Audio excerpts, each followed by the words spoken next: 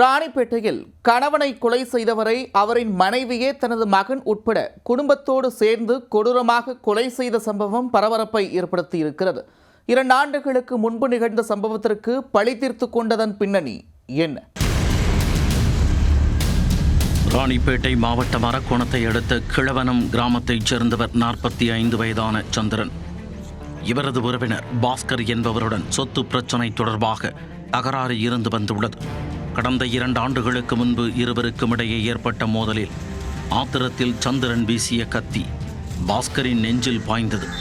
இதில் சுருண்டு விழுந்த பாஸ்கர் நிகழ்விடத்திலேயே பரிதாபமாக உயிரிழந்தார். இந்த வழக்கில் கைதாகி சிறை சென்ற சந்திரன் அண்மையில் வெளியே வந்தார்.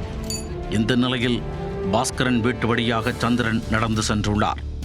அப்போது சந்திரனை வழிமறித்த பாஸ்கரின் மனைவி கீதா அவருடன் வாய் தகராறில் ஈடுபட்டுள்ளார்.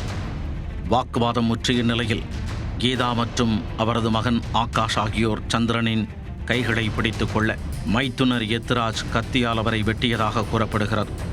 மேலும் அங்கிருந்த கீதாவின் அண்ணன் சரவணன் மற்றும் தந்தை சுப்பிரமணியம் சந்திரனை கல்லால் தாக்கியுள்ளனர். இதில் படுகாயமடைந்த சந்திரனை அருகில் இருந்தவர்கள் மீட்டு திருத்தணி அரசு மருத்துவமனைக்கு கொண்டு சென்றனர். அங்கு தீவிர சிகிச்சை அளித்தும் அவர் சிகிச்சை பலனின்றி உயிரிழந்தார்.